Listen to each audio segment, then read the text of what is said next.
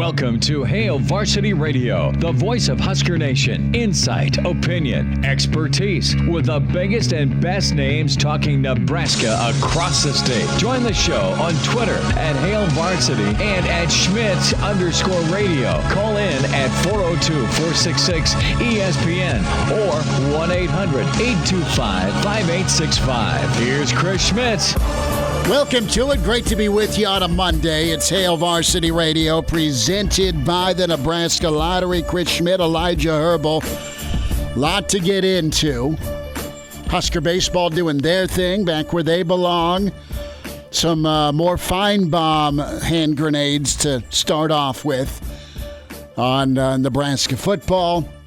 And oh yeah, getting that switch you need to flip.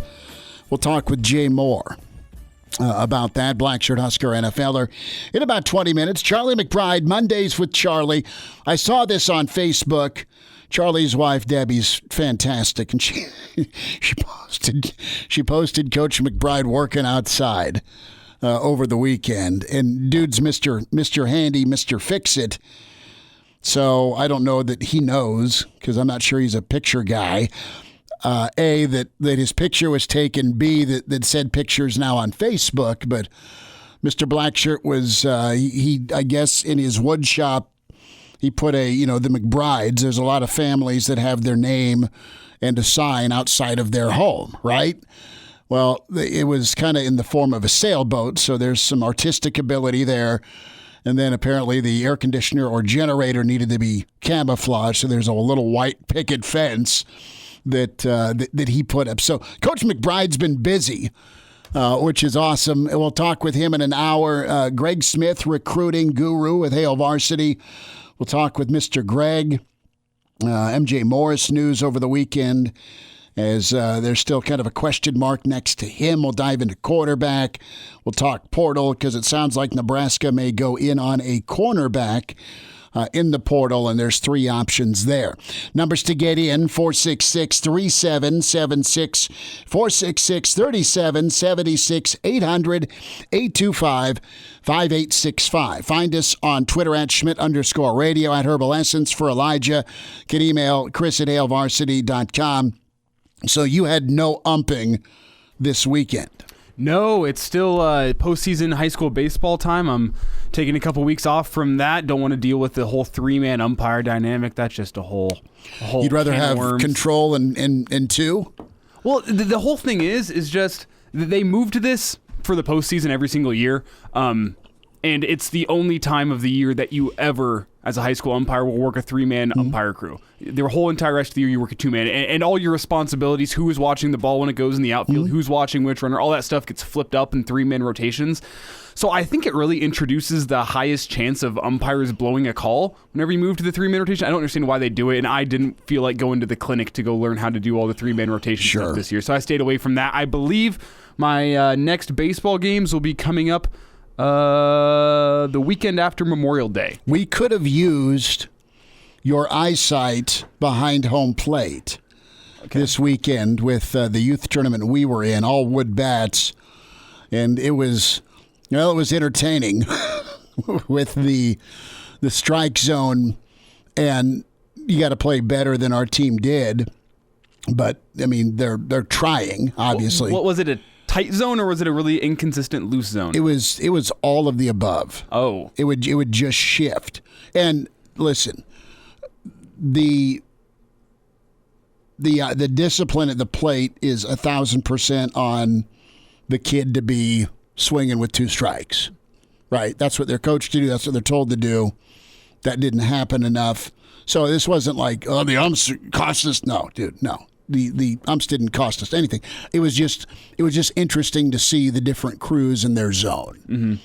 So that's all I'll say. I read this really interesting article. You were complaining about the two-strike hitting, and actually even with Major League umpires, the zone, the true zone, is actually more circular as opposed to like the box that you see on TV. No, it is. The true zone is more circular, and it actually changes based on the count. And that's one of the things that behind the plate I feel, but it's some of the things that fans at home might not understand is, 3-0, 3-1, it might not look like a strike from where you're at, and by the letter book of the law, it might not be a strike, but it's going to be a strike. If it's anywhere close to that zone, I'm going to give it to the pitcher just because, he's touching the outside corner. Sorry, it's 3-0, man. You got 2 more chances to go take your walk. So. Right, and that's just it. Like the problem too was finding the zone from the hill, and it wasn't close in some instances, and it was close enough to get a break in other. So yeah, we'll be in Grand Island this weekend for baseball, but Junior's wood bat worked. We bought the one that worked, so that was cool. Let's dive into some football thoughts here, and Paul Finebaum, and you've got an all sports station down in Birmingham that they're doing a roundtable. I don't know if it's once a month or once a week on Mondays, but Paul Finebaum was on this roundtable down in Birmingham, WJOX, and it's the same place he kind of threw a hand grenade at Nebraska about Nebraska fans are delusional, right? You go back a few weeks, he was talking about the fan base and the 1990s and getting back to that dominance. It's tough. Well, Paul Finebaum was again asked about the state of the program here. With Nebraska. Nebraska comes up. And I think this is the same station our friend Lars is on. Lars Anderson. Lars is noon to 2 with the former Bama quarterback Jay Barker. And then Finebaum does his 2 to 6 with the SEC network. So Finebaum asked about Nebraska this morning. Specifically, he was asked about Scott Frost. Scott Frost entering in the crucial 4th season at the helm since arriving from Central Florida. And Finebaum believes that Frost, a program legend, is squarely on the hot seat, despite his legacy at the school. This is what Finebaum said. That doesn't really matter anymore, just in terms of things that don't matter on the field, the intangibles. I mean, this guy was the quintessential great, big time, the next coach. And I'm not blaming him. I just think, I wonder if he can win out there any longer. And so I agree with Frost, again, Paul Finebaum, being on the hot seat completely. So let's dive into that. And I think you have to examine this conversation. And Nebraska comes up for whatever reason, is either a button to push to get in there on Nebraska Fan, to generate response, to generate content, to generate buzz. There is no bad publicity. Skip Bayless and Paul Finebaum, and Skip's his own different animal, special animal, with the hot take side of things. As a guy on the outside looking at Nebraska and looking at year 4 and looking at results, you can be Paul Finebaum and go, yeah, he's on the hot seat. You are absolutely removed from reality if you think Scott Frost is on the hot seat. Are there grumblings? Is there unhappiness? Is there, dude, start winning? Yeah, there is all of that with the fan base. There's probably a lot of that within the coaches' offices. They're sick of going 5-7 or 3-5 or 4-8. They're probably really sick of losing to Wisconsin and Iowa. Their work the last year during COVID, before COVID, has been to fix that. All right? Here is my core belief, okay? And you can roll your eyes at it. You can throw whatever you want to throw. I think you have a culmination, and this is not an excuse. This is what I believe. Every time you whack a coach, all right, you set your program back. Nebraska's been really good at whacking coaches. Some have deserved it, some have not. Michigan's been good at whacking coaches. Tennessee's been great at whacking coaches. They have a common theme. They have not lived up to expectations. They have not lived up to hype. And some have been a lot closer than others. Florida's gotten really damn lucky twice post-Spurrier. All right? They got Dan Mullen in there where they can now score more than 17 points a game. And they had Urban Meyer, okay? Those are two really good hires post-Spurrier. In Oklahoma, two really good hires, okay, after they sucked for about 10 years post-Switzer. Are you going to get the right guy, and are you going to give the right guy enough time to get it done? The biggest problem you have with Nebraska football right now is not only are they losing, but how they are losing. Okay? That's it. Are you losing to a team like Purdue? Are you losing to a team like Illinois? Listen, the answer is yes, and the way they've lost those games is maddening. It's penalties, it's turnovers, it's, all right, you've got no identity offensively. And that is going to wear out Nebraska fans. That frustrates Nebraska fans because from a talent standpoint, you should be better than most of your competition in the West. And while you don't out-talent Penn State, you won. You beat them. You had a better game plan. You executed better. You had a defensive touchdown. You had your offense rolling for a while. But you've had a chance to be way better. This record, you could argue, should be flipped. Shoulda. And that's kind of the theme right now of the Frost era is, well, what could have been? And I will give the guy every break in America because of what he's had to rebuild. And you're now on your third coach in the Big Ten. The first coach was trying to transition from a Big 12 to a Big Ten. And you had the Cameron Merediths of the world, bless his heart, playing on the interior because you had a different type defensive lineman trying to stop the run in the big, rugged Big Ten. You had Mike Riley that brought a Pac-12 style of football that might work in a Rose Bowl game once a year versus every game in and out against an Iowa, against a Wisconsin. And you just get the hell beat out of you against Ohio State, against Penn State, against Michigan. And then you have Nebraska making adjustments right now. And if you don't know the league and you're coming from a different league, you don't know what you don't know. So Nebraska's trying to correct that. Better late than never. And they've done a really good job on the lines of scrimmage of correcting that. They've done a decent job to you hope, good job from a skill position standpoint of correcting that at the wide receiver. And I think they're working on trying to get corrected at running back. What type of running back are you recruiting? Is a Wan'Dale Robinson carrying the ball, touching the ball 35 times a game at 5'9", 180 pounds, as tough and as good as he is, going to survive in the league? And the answer is no. All right? So you have Nebraska making the corrections, making the adjustments. Scott Frost is not on the hot seat. His boss doesn't believe he's on the hot seat. The people who write the check to him, not on the hot seat. So let's talk about 2021.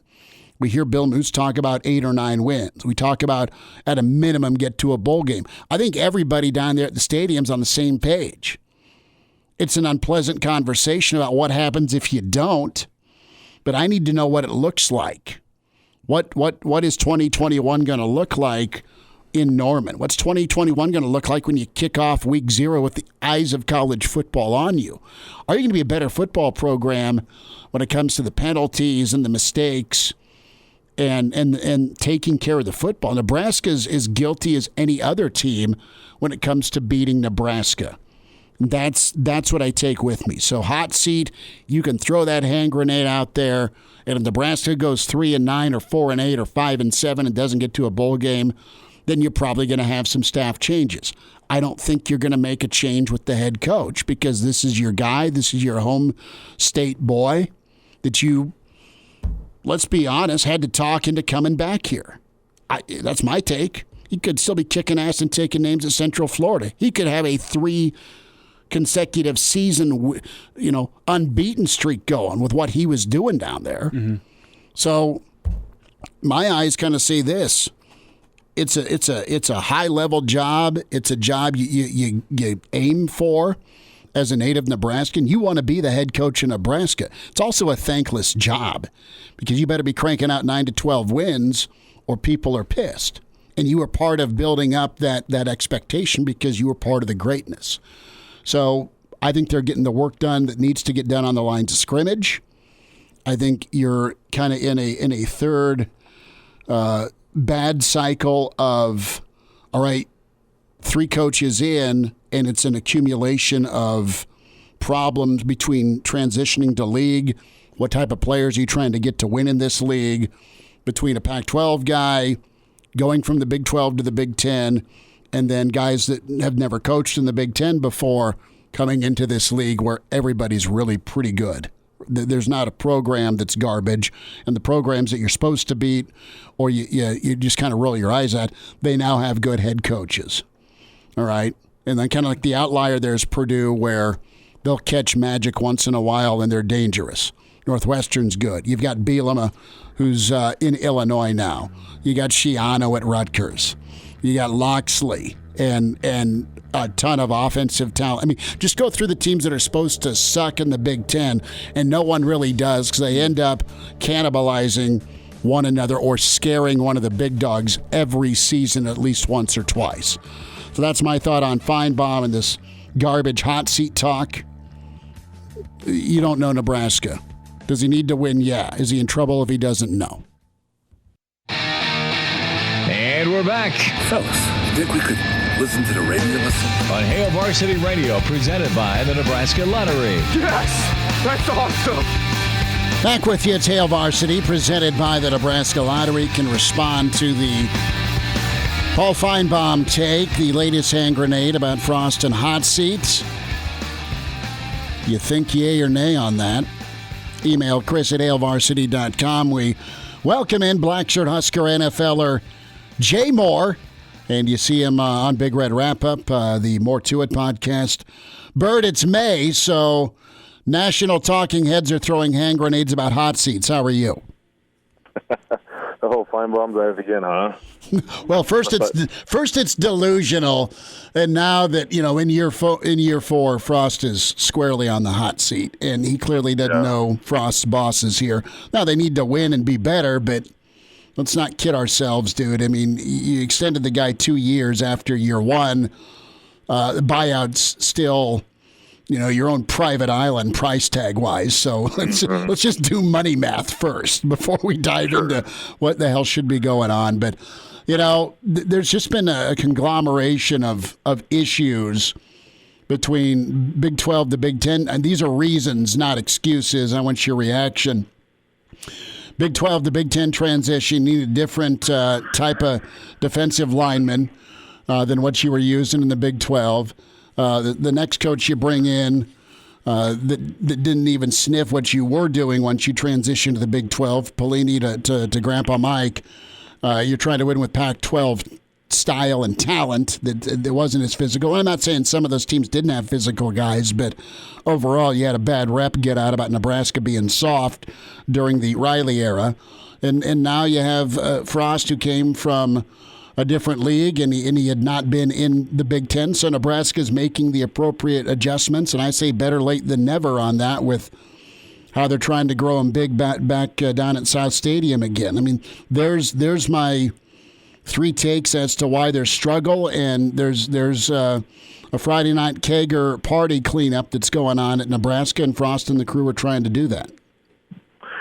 Yeah, I mean, I don't know, like, how bad it was, how it got. I mean, I was, trying to keep in touch down there, but I mean, I don't know if it was toxic or, kids were becoming soft or was it a talent gap issue? Obviously, yeah, there's a huge talent issue. I mean, you can just go down, you can just look at the NFL draft the last decade. You're like, yeah, there's been a huge discrepancy. And I know a lot of teams can get, some, more out of their talent than others, and, i.e. Northwestern and, some other programs. But, yeah, there's just, to say Nebraska is an easy punching bag, I mean, that's I guess putting it lightly. I mean, that's, Finebaum and some of these guys just get a little bored and must not have gotten much attention lately. So let's fire up the old Nebraska's overrated, or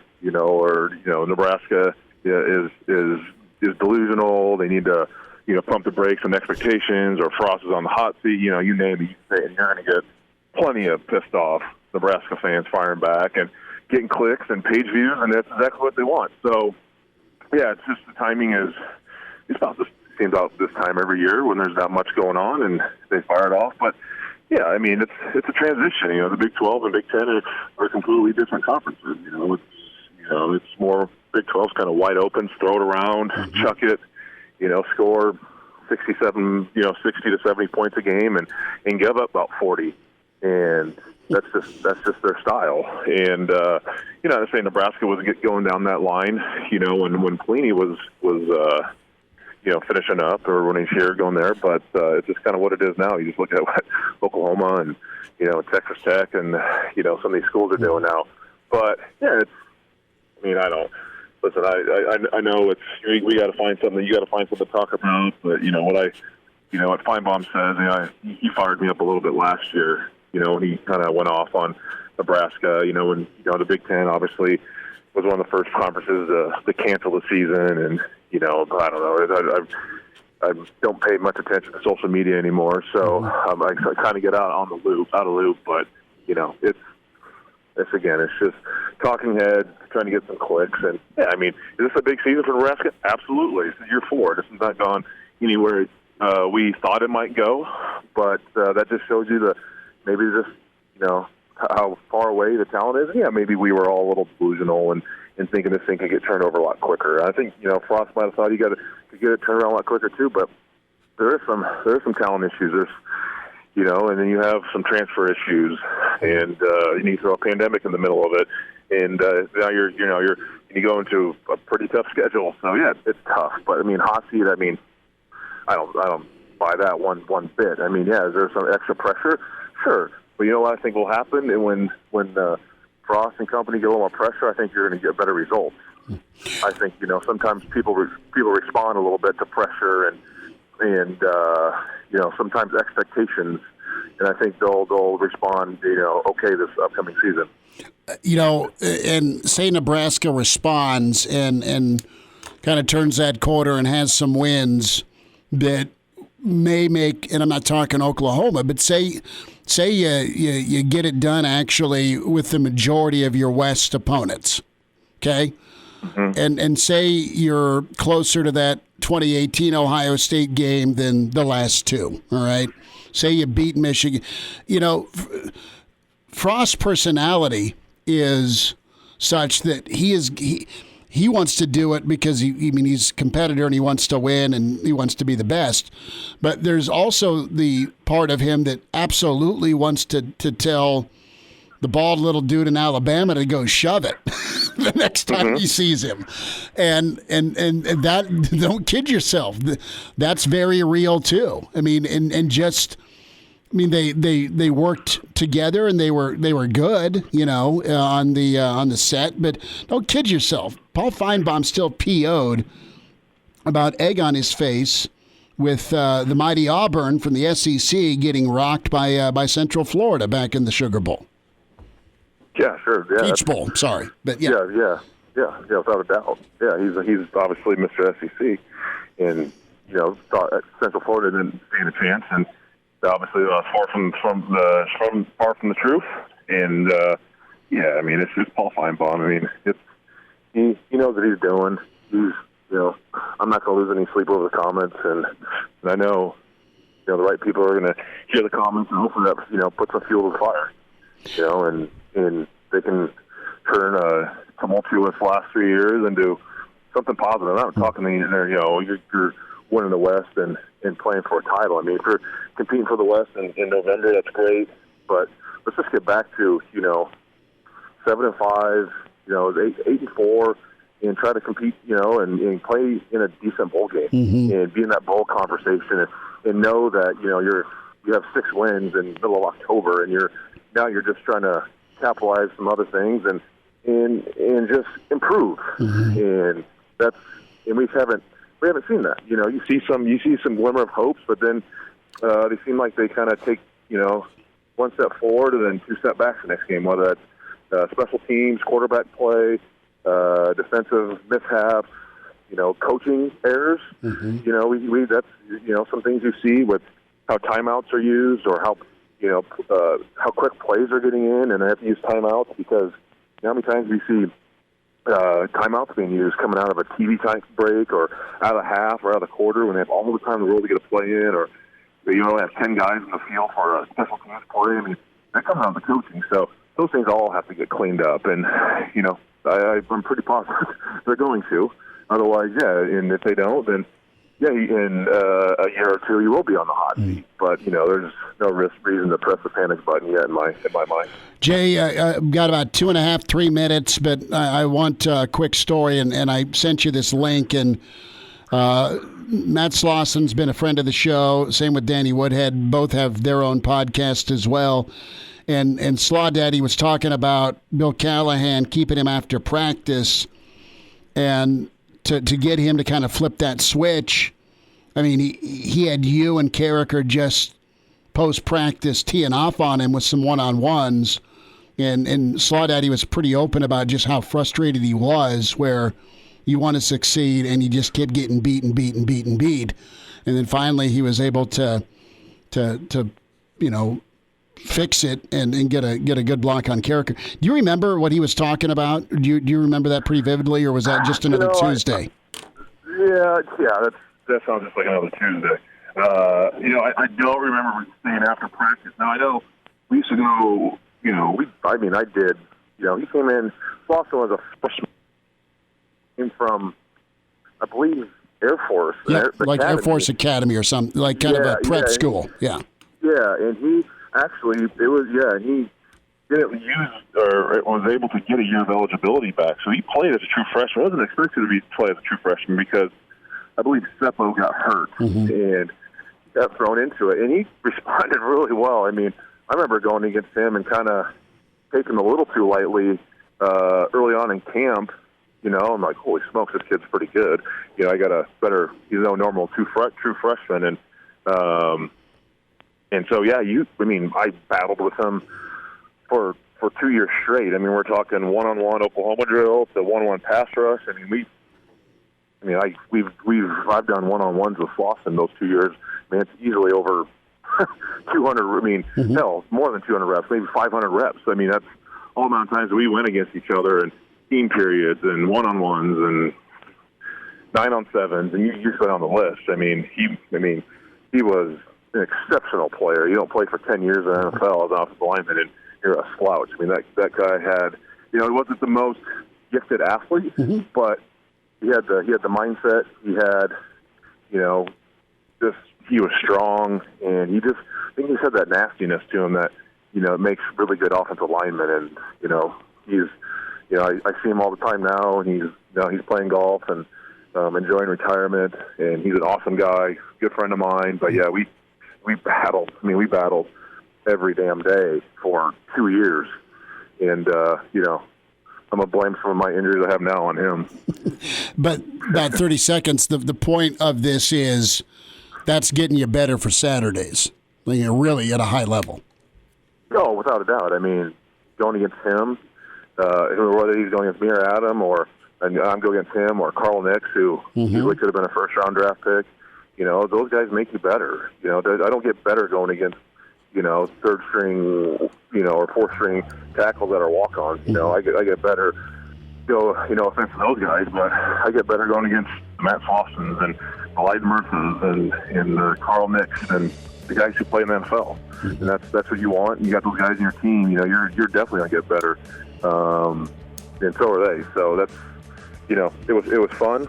But I tell you what, I don't miss button heads with those guys every day.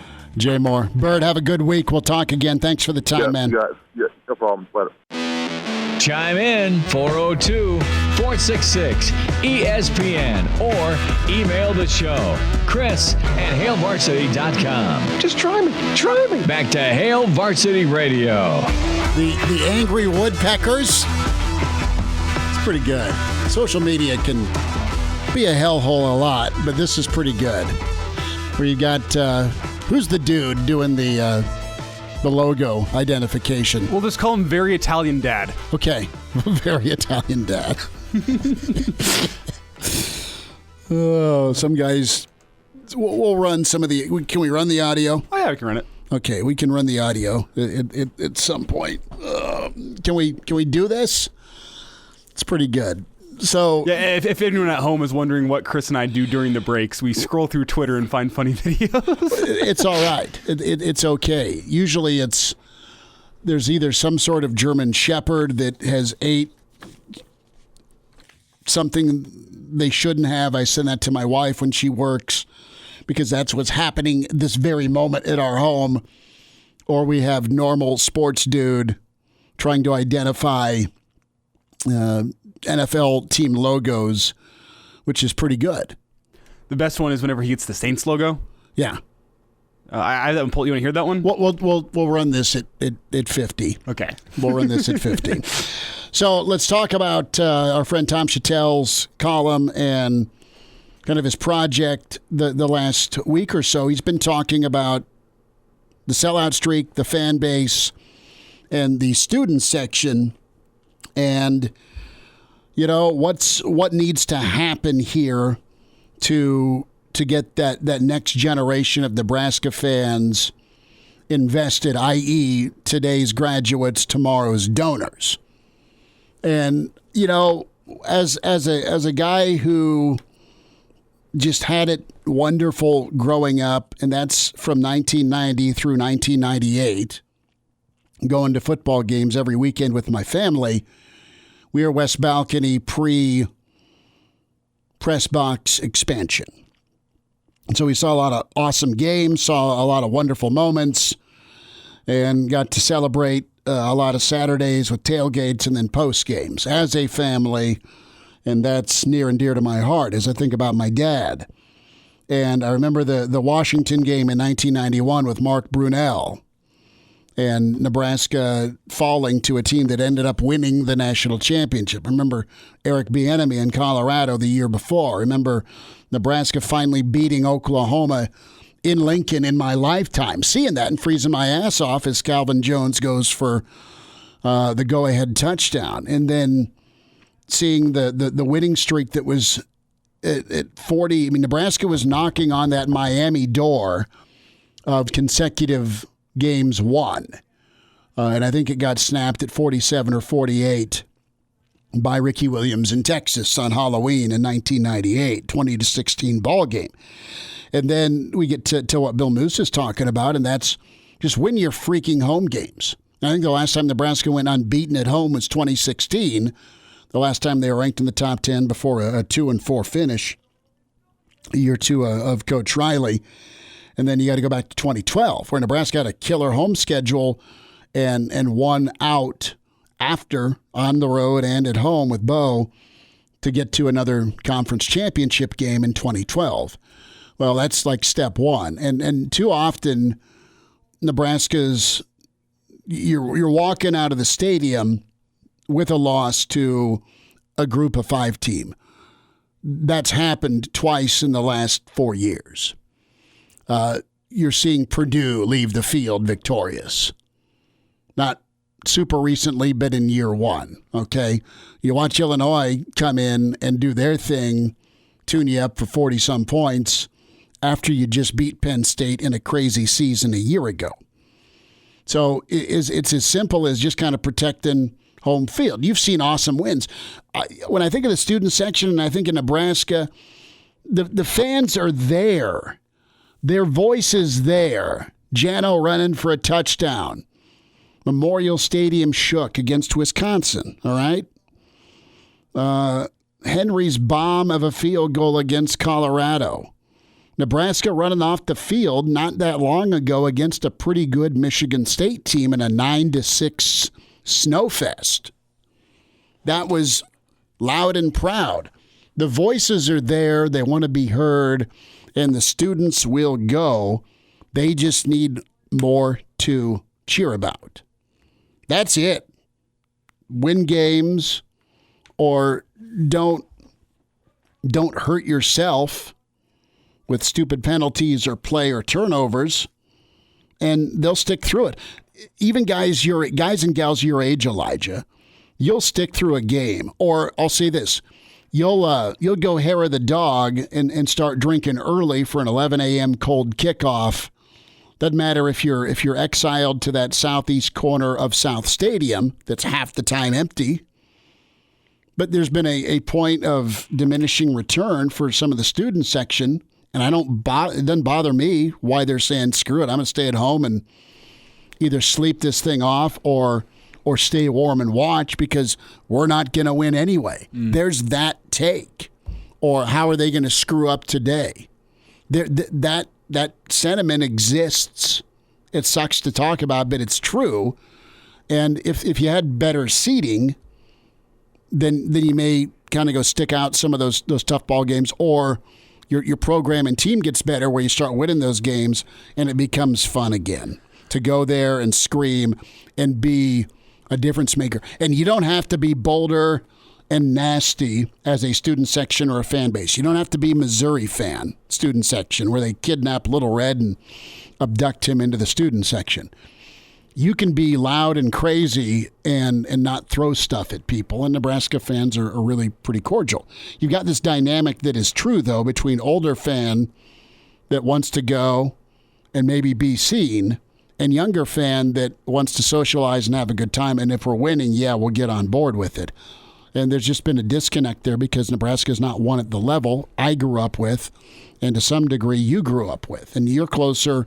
You're there every day with Husker Visions. You see it, and you also are still a student. So am I off on my take here? No. I mean, if they get moved to either the end zones or the East Stadium behind the opponent's bench, I think that's what you do. Give them better seats. Give them some incentive. In the same token, you got to go if you get that opportunity as a student to have a better seat. Well, there's two reasons why the kids don't want to go right now. One, the team's not good.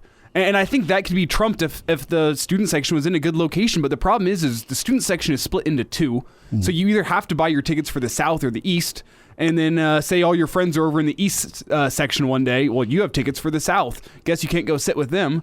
And then you're straight out of luck. You're going back home. Just make it open. Mm-hmm. Just make it open. That would be the easiest fix. And then you look around the Big Ten. Most of the other schools in the Big Ten have much better locations for their student section. I'm not saying Nebraska needs to move. There's already people who have locked in their season tickets for however many years. They've been sitting in the same seat for 20 years. They're not going to let the students take it. Okay, that's fine. Open up the student section so both sides can come in. And then the second problem, I don't know how you fix this one, is that to get a decent seat in either of the student sections, you have to be showing up to the stadium 2 hours before kickoff. Right. And that is... Or else you're going to be stuck with all the drunk idiots who are freshmen in college and it's the first or second time they've ever been drunk in their life. Yeah, and you're stuck up at the top with them with bad seats. And bad atmosphere because they're hammered. Yep.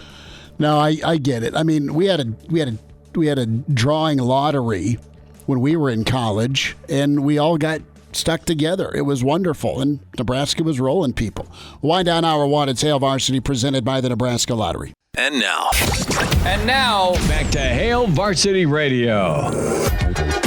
Thanks for hanging out. Hail Varsity Radio presented by the Nebraska Lottery. Greg Smith, some recruiting thoughts coming up here in 30 minutes, and we're 10 minutes away from Mr. Blackshirt and Mr. Fix-It, Charlie McBride. Mondays with Charlie, a reminder about moving.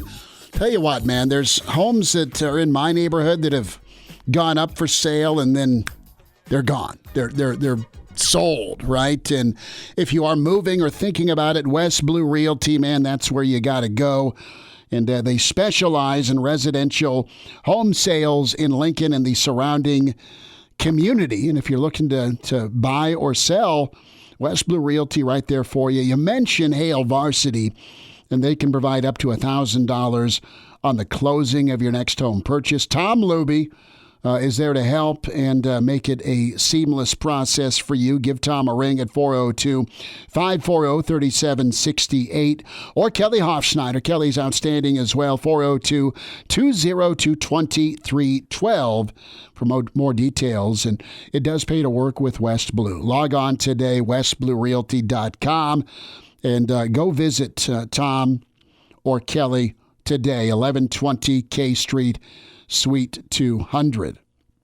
So we'll get into some of the hot seat and student section talk here, be it Paul Finebaum or just, what should be done with the students. Interested to get Coach McBride's take on that, because there's been a lot of games where, Nebraska's teams have been ultra and uber high level, but there's been some games where that energy that the crowd gives feeds the team.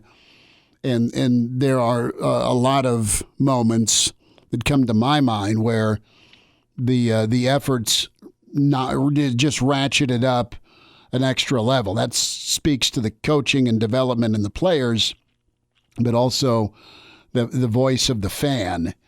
And it's ripe, man. The voice has been resting because they need a reason to cheer. And with this home schedule this year is going to rock. It just is. And there's been some years where you just have the one game. I think back to 2016 where, Oregon came to town, and that was electric. I think of Miami as that marquee home matchup in 2014. You're going to get Iowa here this year. You're going to get Northwestern here. Your Big Ten, Michigan's coming to town. Ohio State's coming to town. And those are just giant ball games. And that's why you get into this league. And it could be a lot of fun if it goes the right way for you. Which home game are you most excited for? And why is it Iowa to finish the season? It's always Iowa. The thing is I will say this Iowa rivalry, while it started out feeling very fake and forced and weird when we joined the Big Ten, now that we've lost 6 straight to them or whatever, it's very real now. I want to beat Iowa really bad every single season. I think you're close with Ohio State, bye week, Wisconsin, and then Iowa. I mean that is absolutely going to... You finish with the 3 teams I want to beat most in the Big Ten every single year. I understand that Ohio State's high quality, but... Yeah, just go play good football. Mm-hmm. And if you get beat by 17 playing good football, so be it. All right, let's qualify you right now. Caller 9 for the ESPN Memorial Day kickoff, the grill, the gift card to Campbell's, the gift card to Leon's. Caller 9 qualifies right now, 466-3776, 466-3776, or 800-825-5865. Caller 9 now. Welcome to Hail Varsity Radio, the voice of Husker Nation. Insight, opinion, expertise, with the biggest and best names talking Nebraska across the state. Join the show on Twitter at Hail Varsity and at Schmidt_radio. Call in at 402-466-ESPN or 1-800-825-5865. Here's Chris Schmidt. Back to it, Hour 2. It's Hail Varsity Radio, presented by the Nebraska Lottery. Chris Schmidt, Elijah Herbel. And we'll give you a chance to qualify for the ESPN Memorial Day kickoff. Again, the drawing is going to be Friday. The Weber Grill, the gift card to Campbell's, the gift card to Leon's for the meat for that grill. We welcome in Mr. Blackshirt himself, Charlie McBride. Mondays with Charlie. Coach, there's a really cool picture of you on Facebook with some of the home improvement projects or the woodworking you've been doing. That's quite a sailboat you got posted on the house, sir. Well, that I just redid it, and it's been that thing's been hanging I made it a long time ago. It looks brand new. It looks brand new. Well, I repaint it and I fix it up, keep it from turning to weather. It turns it. I left it on outside this winter, so I thought I better clean it up a little. Well, looks good. The white picket fence is pretty nice too. Yeah, well, I got a couple of those things. One around the air conditioner, which is just to your. If you look at it, it's to your left. We don't have much space. Gotcha. So you have to put things where people see it. So you better hide it. So I did. That's pretty good. Well, no, I mean, I never made it out of shop class, and I'll just leave it at that. I'm probably a danger with power tools and saws and sharp objects, my friend.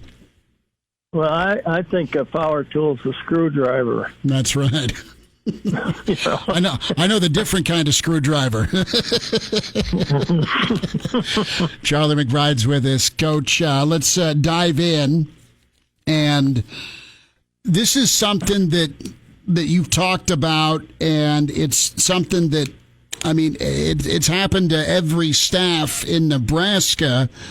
There's just a lot more media now, and that's the hot seat topic. And it was brought up by a guy in Alabama, Paul Finebaum, kind of a national voice, and he likes kind of picking on Nebraska, or at least they're a topic of conversation, right? Where, be it the fan base or the topic of hot seat, and he went on to say this morning that he thinks Coach Frost is on the hot seat. I disagree wholeheartedly with that. First and foremost, being a little closer to it, but as a coach, whenever that talk came up or there were grumblings, either in the media or publicly, did that tick you guys off as a staff or as an individual? How did you deal with it? Well, I mean, I looked at it, I had more people wanted to fire me for winning. That's true. It's the nature of that. If you would think the press is very hungry for the negative, mm-hmm. because that's where the news comes out. If something comes out that's real nice, people go, "Oh yeah, that's good," but they like to hear the negative, and that's the shame about a lot of things. It's thank goodness for some of the guys that we had around working with us were very, very positive. And mm-hmm. There's a guy in the past, way past, that was fired because he wouldn't wouldn't do what his editor wanted him to do, and the guy said, "Well, you're fired." And he said, "We got a good program going. Why would I want to wreck it?" And so, that's kind of the thing is to make a name for yourself. There's a guy that wrote a book back in Colorado when there were some problems there, and he'll never write again. And but the book is nobody would publish it. He lost his job. He'll never be another writer again anywhere. I mean, it's it can be tough on both ends. So, if you don't conform, I mean, and I'm learning about the press a little bit just by listening. Mm-hmm. That's where you learn a lot, is listen, I guess. But I think some of it's sad. That people get hurt. Families get hurt, everything for things that they never should get hurt with. And right away I just turned on the TV. I don't even hardly watch it, but I saw that Prince came over here. One of the kids came over from England, and they were already jumping all over him for something. He doesn't like the First Amendment or some. I mean, it's. I had to turn it off. I just don't get it. So I think a lot of the things is the hot seat. I think is normal every year. I think that's something that's part of the ritual of college and pro football. So you take it for a grain of salt. Charlie McBride's with us on Hail Varsity Radio Mondays with Charlie, and coaches. Do you know other coaches that would they get bothered by it, or would they just not pay attention to it? I mean, coaches are always aware of what's going on, sure. but how much time and energy do you spend on it? You can't. I mean, what are you going to do? Sit around and mope about it? You can't do that. You got to turn around and you just work harder. Mm-hmm. I mean, it's a good motivation thing for coaches that, people don't believe in them. And in some cases, it was, our players are winning, but we're not playing good enough, or we're allowing too many yards here, or we're not gaining enough yards here, or we're, here or there. So there's always going to be something that isn't right. And there's always going to be somebody, even though you're, people, and you can attest to this. I mean, there's people that don't like winners. If you win all the time, there's a lot of people that, oh, these people win all the time. I don't like them. This and that. And it's just the nature of how their mind goes. I mean, there's nothing wrong with it. It's just, it's just sometimes I think some people are overly simple, and some people feel sorry for guys that don't win and things, so there's all kinds of different people that write, and each writer's, I've always said that, kids are as different as their face. And I feel that way about people at work.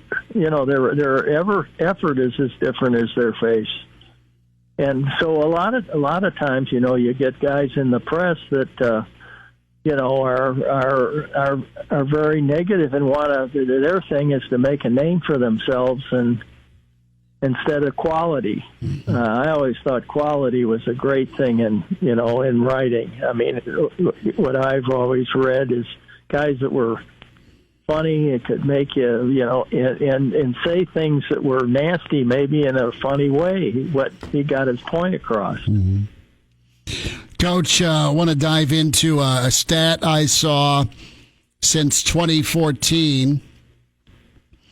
28 times Nebraska has allowed 200 rushing yards or more defensively. What's your reaction to that? 20 times? 28 times. Since 14? Since 20, yeah, that's about 8 seasons. Yeah. I don't know how to really look at that without sitting there and thinking about it for a while, but our goal kind of, if I remember right, was something like about 175 or 180 yards rushing. We had games we played where they were minus yards, period. They couldn't run the ball, so they just started throwing it. So all of a sudden, you look at it, and then it looks like you're Superman. And the truth is not really there, because you'll get somebody that'll take the ball and just shove it down your throat, and so don't ever take anything for granted that comes out like that. But I just think that that I think your goals are set. Your players have to take heed in what you have set for yourself. Sometimes I think we've gone back and asked them players themselves to write goals what they thought were the category that we had for our goals weekly. You don't want to get too carried away with it. But sometimes you have kids that think, you need to have more yards on offense or more yards on defense and that here and there. But let them, express themselves for a little bit as a team. And but you set your own goals, and what you do. I remember starting. We were 10 points a game. That's not realistic. Yeah, that's true. That isn't. And I think as we ended up in my stint there, I think it was 17 points a game. You got to put a field goal in there somewhere.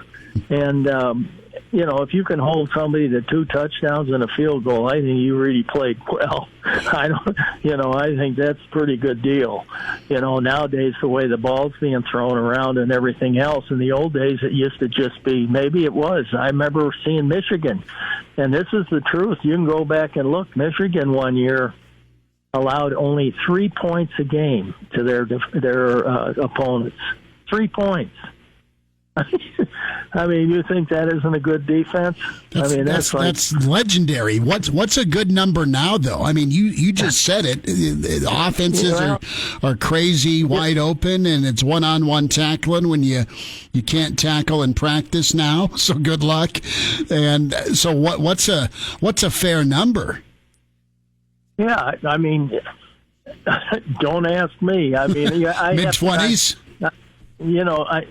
I think when you talk about 200 yards, probably now rushing the ball, with as much throwing, I'd say that's too much. Sure. I'd say 175, 180 yards a game would be good. Well, yeah, but yeah. Oh, it's doable. I'll promise you that, because we probably reach that 90% of the time. Mm-hmm. But the passing thing is different. I mean, I remember we played Kansas State, and of course we were at Lincoln now, and they put 400 yards in the air against us. And in the paper, I was looking for a job the next day. You know what I mean? Yeah. What part of the one ads were you in? That's right. Yeah. You know, I mean, but we won. Yeah. And I tried to play that harp, but it doesn't work so good. You know, it sounds good, but it doesn't work right, you know, with the fans. But when you think back on it, you know, when you think back on all the fun you had in the game and all the different things that people thought, and you just really put it in perspective, you know, about 10% of the people are going to say something negative. About 90% are going to stick behind you and be positive. Mm-hmm. It's just like anything else in this country. They're the silent majority, mm-hmm. Okay, and they're just happy with, you know, being at the game, and we won, and thrilled to death that we won by 1 point, and who cares? But there's also the people that we didn't win by enough. Yeah. Right. No, I get you. And look, Scott goes 13-0 or whatever it was that year. What do they expect him to walk in Nebraska and be 13-0 every year? Yeah, there's people that actually believe that he should have done that. I mean, get a life. You know, I mean, it doesn't happen that way. It doesn't happen that way in business. How many people with a lot of money have some business, part of their business that goes in the tank? It doesn't mean they're whole. They might have different divisions and everything, but when you look at them, you know, some of them aren't so hot. No, you're right on with that. No, it's a process for sure, and it's been a good conversation today. Coach, I got about 30 seconds left. What's your next project for the house? Well, I'm thinking about some more gates. I mean, I need some more fencing. I got to do some repair work on some that. My next door neighbor came over with a piece of fence, said, "Here, you want this?" So I go fix it up for her. So anyway, okay. But anyway, just, you know, with it, you have to look at our house to see that there's a lot of projects here. Well, it's looking good from what I see. So. Yeah. Well, we have fun with it. Well, that's good. Coach, enjoy your week. Catch some fish. Get some warmer weather, all right? Oh, it's great here. Is it? Yeah. It needs to stop raining here. I got a message, though. I did.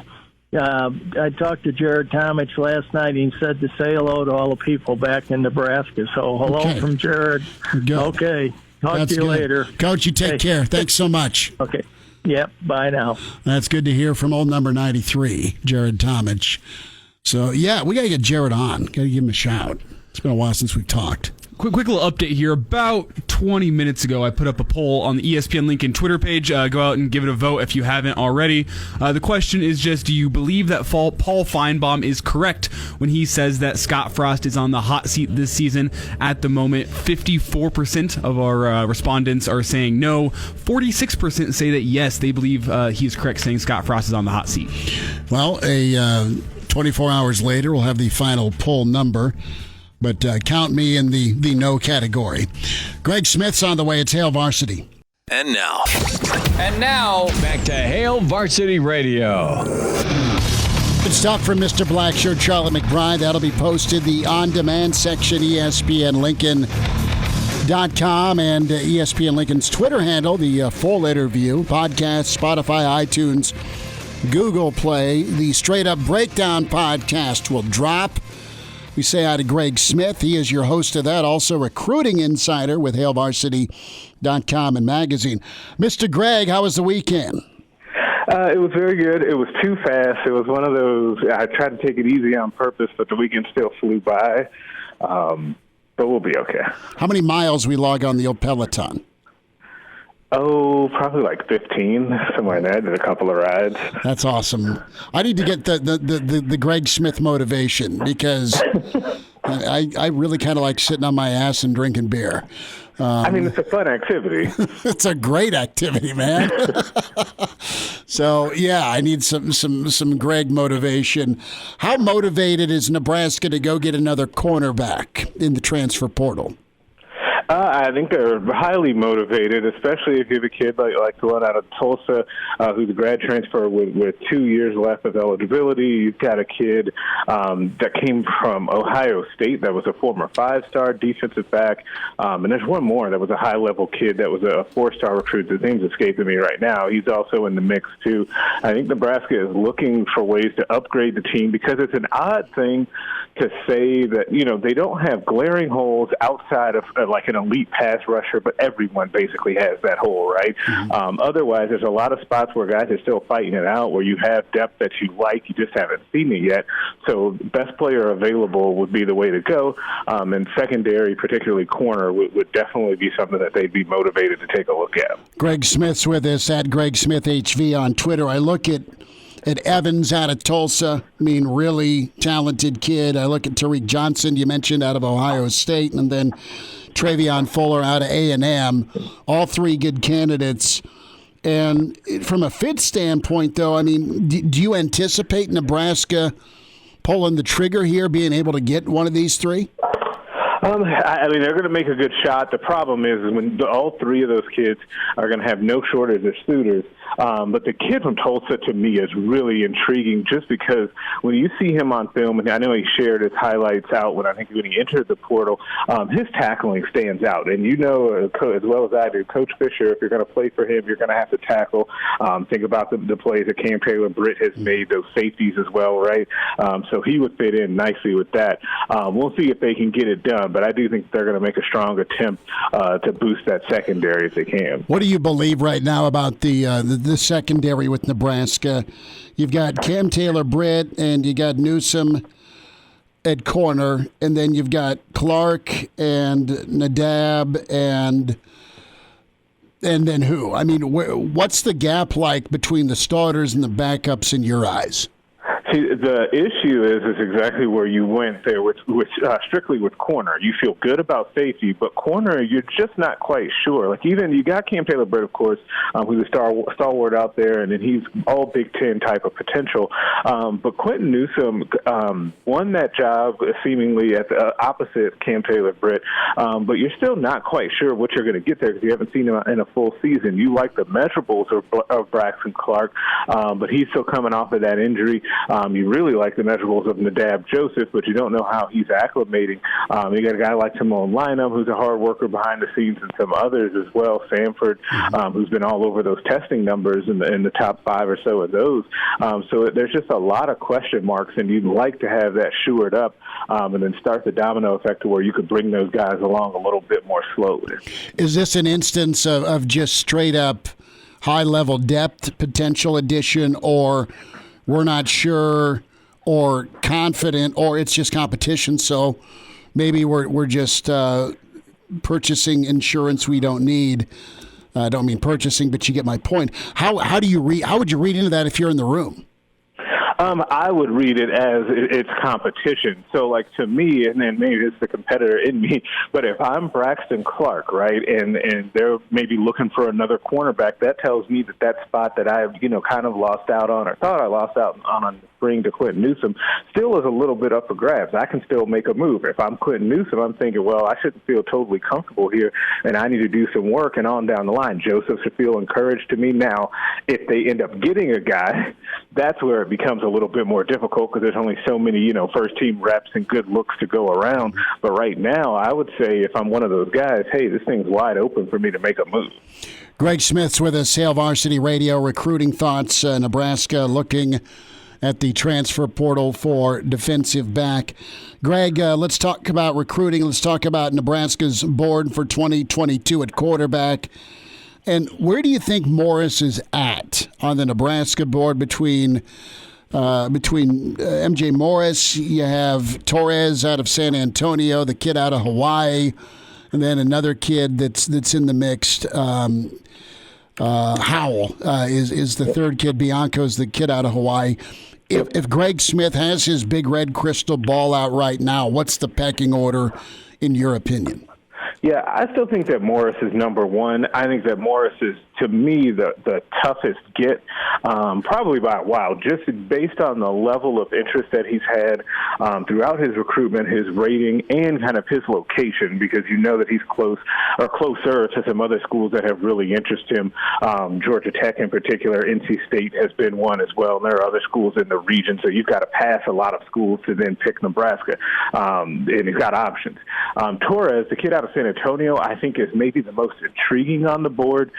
He's got all the physical tools that you like. He's probably a little bit more of a polished passer than M.J. Morris, maybe not as much as a dynamic athlete. But A.J. Blanco out in Hawaii is another kid that has good size and good athletic ability that I think if you're in Nebraska, you'd love to see him in person again. I don't know if you can get him from Hawaii out to a camp or if you need to go out there and evaluate him, probably the latter. But there are still intriguing names on the board. I just don't know if you don't get Morris, I don't know where you turn for what fans would like to see as another high-level, big-time recruit quarterback coming in. What's the gap between Torres and Morris? Because, I've watched film. I've seen a lot of what Morris can do, and I also know that you've got family connections with Georgia Tech, and then you've got Tim Beck.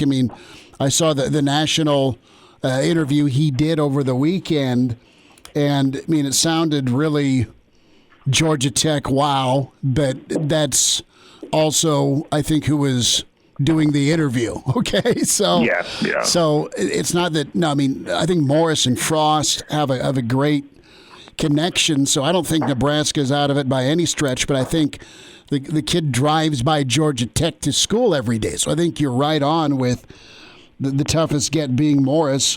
But I think from a polish standpoint, I think Torres, does he remind you a little bit of Harburg? Because if that's the case with the polish here, throwing the ball, it might not be a bad idea for Nebraska to go pass first as far as quarterback. Go with that option versus, all right, let's work on the throwing, but, man, the kid's a sweet athlete.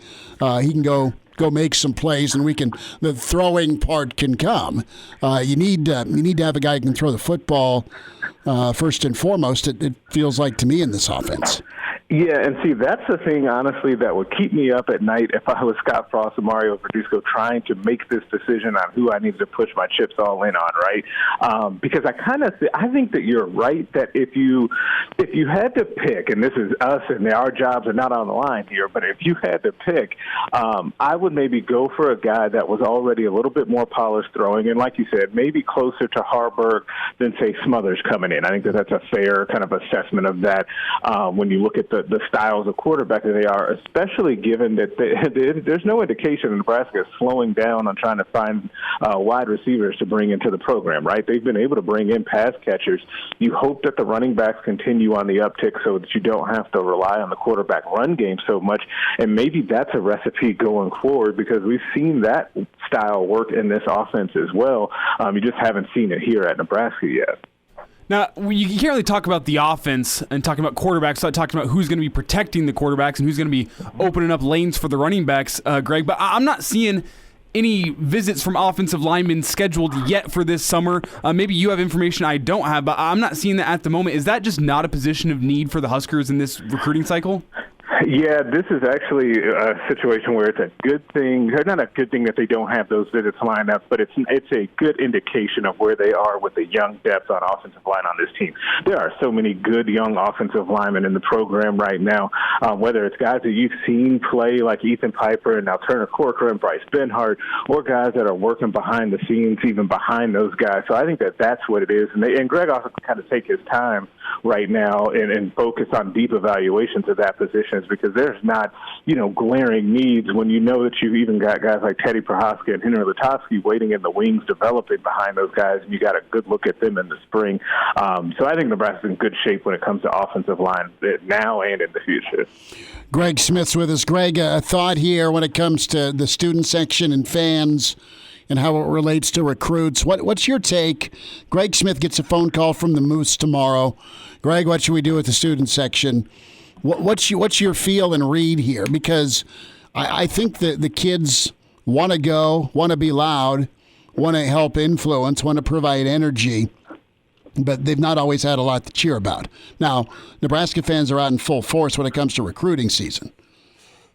Right, and I think that it's kind of a weird thing is that there's no, lack of passion, like you said, within the stadium when you get there. It's just not really, it doesn't feel like it comes as much from the student section like you would get at some other places, or if you switch sports and think about basketball, right, and how things are in PBA, and you get a lot of juice and energy from the student section there. It just feels like they're not that involved. That's just kind of my read on the situation. So if Moose were to call me, I would say you need to kind of figure out and sit down with the student body president, take an email and try and figure out ways to get those kids involved, because there is the long range play here of those kids are eventually going to turn into your donors, but also in the meantime you want to use their enthusiasm, and they're going to come fired up in a game, especially like you said, if you give them something to cheer for. Well, and let's be honest, the beauty about PBA is you're like 30 feet from the bar.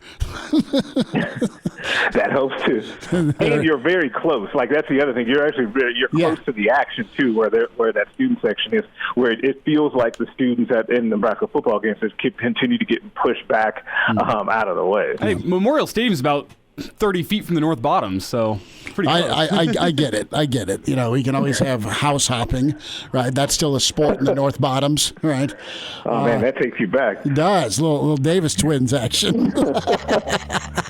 Wait a minute. That was off the record. Greg Smith is with us, recruiting insider, HailVarsity.com and magazine. Greg, we'll get caught up again. Thanks for the time today. Hey, have a good week, guys. Appreciate it. You too. There he is. The Straight Up Breakdown podcast, that'll be dropping Google Play, iTunes, Spotify with Greg Smith. We'll have to dive in on Greg's Lakers next time. That play-in game here with the Lakers and Golden State on his mind. He's in his 30s, but sounds like he was born with a stogie in one hand and a brew in the other. Now, say my name. It's Schmitty on Hail Varsity Radio. I got the body of a taut preteen Swedish boy. Get to some of your emails, Chris at HailVarsity.com. Andy emails in on his take with the student section. Let's go to the phones. Jason's been waiting patiently. Jason, welcome to Hail Varsity. Go ahead, man. Hey, Schmitty, good show. It's always neat to hear from Coach out in Arizona or Michigan or wherever the heck he's at these days. McBride is international. Hey, now you've been loyal to a lot of coaches over the years, so I'm probably going to get you riled up here a little bit, but I love you, Schmitty. Go for it. 11-20. Anybody that saw that Minnesota game at home, I mean, Frost, you're right. He's probably not on the hot seat, but his butt better be warm. He's 12-20. Let's give him the right record. He better be warm at 12-20. We're paying him $5 million. I think he'll get it turned around. Penalties have to get better. Turnovers, just the discipline of the program. And it feels like that's maybe where we're heading, but. Man, with that schedule, Schmitty, got to see it, man. I've got to see it, and I am patient just because I've watched Reset hit a lot, maybe too soon, maybe not soon enough. But that's my experience the last 25 years of watching this football program, and you got one of your own in here, and it does need to be better. And the fact that they have penalties, there's turnovers, the fact that you found ways to lose games, that's it. That's what sticks out to me, is they found ways to lose versus somebody coming in and out-talenting them or being better coached. I mean, they've been better coached because they've executed, but you get my point. I don't think it's fair to throw a hand grenade right now going into year 4 and say, well, I'm Paul Finebaum, I'm down here in the middle of Auburn and Alabama, And yep, Frost is in trouble. He needs to win. They can't go 3-9, 4-8. Even if that happens, I don't think he's going anywhere. But his staff may have to go. And I don't want that for these guys either, because, I'd like to see some continuity and consistency, and let's see if this thing can get turned around. If you're a Nebraska fan, you got to be sick and tired of being sick and tired. But they can't 1 week go beat Penn State and then go the following week and get drilled by a bad Illinois team. I mean, you got to get some consistency. But right now, going into year 4, I can't say, well, if he doesn't go to a bowl game, he won't get popped. He just won't. Dude, there's too many folks in his corner right now, and I kind of go back to what the Moose said. Talk to me after year 5, not after year 3. And I think everybody, Jason's on the same page. Fans, coaches, administration, where it's all let's get to a bowl game. I think that's uniform across the board. Everyone wants and kind of expects that this year.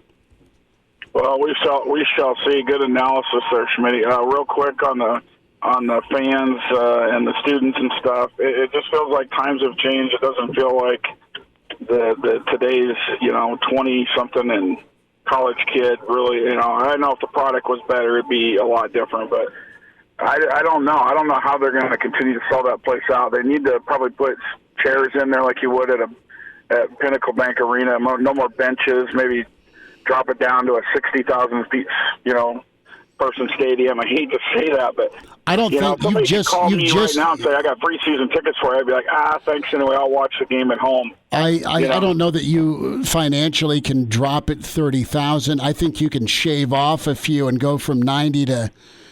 You can find a little more room in there, but the world has changed. And like, if I want my kid's attention, I either need to threaten him and take his phone or contact him using his phone, okay? So to get their money, we need to adapt to them, right? If we're talking about recycling a fan base and regenerating the next generation of donors. So, no, I think there needs to, and smarter people than me will figure out a way, and winning will help. And Elijah can attest to this. And Jason, thanks for the phone call. Good to hear from you. I appreciate you. It is as simple as having something that you want to go watch and care about and spend money on. And you'll do that, and you'll give it a try, and you'll hang out. But right now, it's a poll question in the old room with the roommates or the gals you want to hook up with. Do I go to the rail yard and sit in the sunshine where I can get a tasty beverage, or do I go to the stadium? And history has shown that, okay, they may win the game. They'll compete and they'll do their best. But, man, it's just real simple to sit here, go up to the old Longwell's beer window and kick it in front of the cube. That's, especially now with not being able to do that for a year. Now, I think that it's always better to be live and in person. It just is. And if you're winning and you're playing high-level ball, you're going to go. But you have a more recent breaking point, I think. You tell me, between you and the Danny Burks of the world and guys that, all right, you guys are younger than me. What's your conversation like? I mean, we would figure out, sorry to incriminate myself, but who's wearing the fake bladder? All right, if we wanted a little Morgan and Coke. For me, it's who's wearing the cowboy boots. Right. I mean, it was flask season. That said, now you don't even have to go because you can stay hydrated and listen to music and enjoy if the game starts sucking. Yeah, I mean, I know a lot more people that just go hang out with their friends at someone's house and watch the game after going downtown. I'll say I've had season tickets all 3 years I've been at Nebraska. For the past 2 seasons, I've worked every single home Husker football game.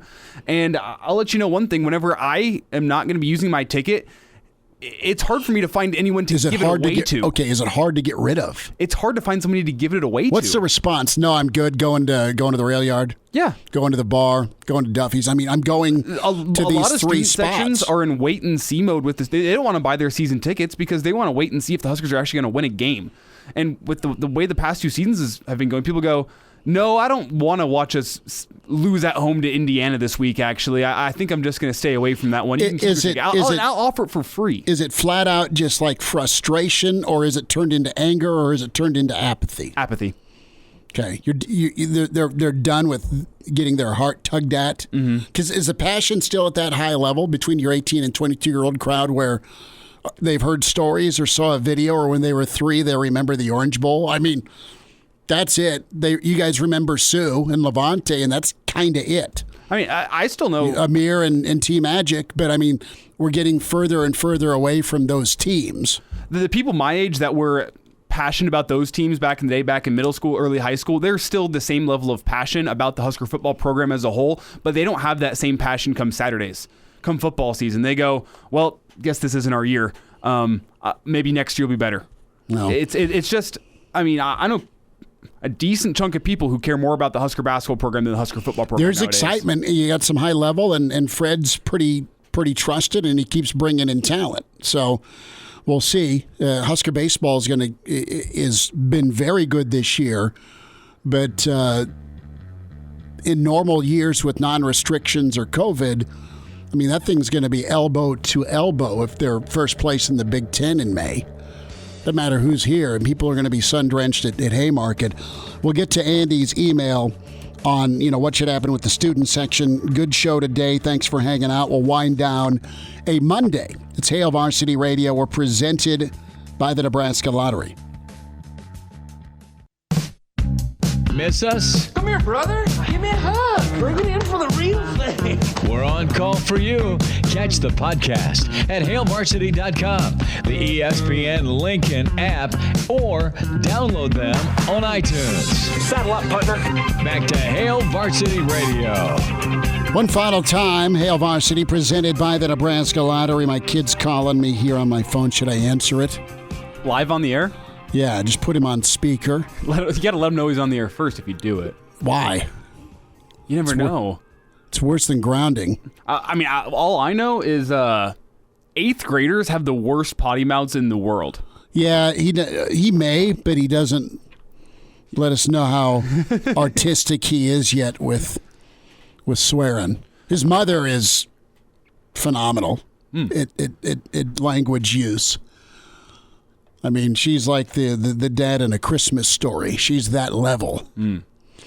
Buckle up is what I'm telling you to do. 70% of people in fatal crashes in Nebraska not wearing a seatbelt. If used properly, a seatbelt can reduce the risk of fatal injury up to 60%. Your best defense in any crash. Buckling up, brought to you by the Nebraska Department of Highway Safety Office. This junior's no doubt calling me. Yeah, can you pick up some food? Is the text message coming in here? Call me. Thought you were done by now. Sorry to call during show. He's really studying hard on Spanish right now. So Uncle Andy sent an email in. Andy's Mr. Student Section, man. I mean, he got it rolling. And his take on things, Chris at HailVarsity.com. Student Section being moved was the worst piece of real estate in the stadium is hands down the number one reason the kids, the students don't care anymore. The product of late doesn't help. But what needs to happen is for students to be able to get block seating. So some fraternities and sororities would have block seating. A guy that we went to games with, Rhino and Timmy, and they were so gold at picking out where we sat on the east section, about 15 rows up. Just enough to see over the sideline. Over the sideline, far enough away from the band, and they drew a section and they hated it, so they would turn it back into the lottery, and they'd kept drawing until we got the student section. Block we wanted, but I think block seating would be perfect. That's right on. That way it's set up for you, and you don't have to show up 2 hours early to get your first come seating. So I don't know how we haven't discussed this yet. Alcohol sales in the stadium. Really, if you want the kids to come, and by kids I mean over 21 exclusively, obviously, sell them beer. Sell them beer. I want to drink during the game. Considering the product on the field, it makes me want to drink sometimes. And if I can't do that at the stadium, it makes things so much more difficult. I'd rather go, you know what? Let's keep this buzz going downtown. You can have an okay team, and you look at some of the Callahan teams. A couple of those teams were okay to good, right?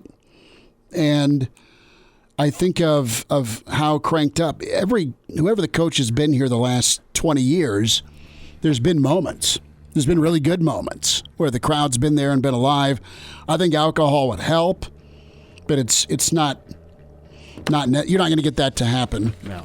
You're just not. We'll see if it can happen for Garth Brooks. Pipe dream. So we'll take caller 9 now. Sorry, we put this off, but caller 9 qualifies for the ESPN Memorial Day kickoff. That's the grill. That's the gift card to Campbell's, the gift card to Leon's Gourmet Grocer.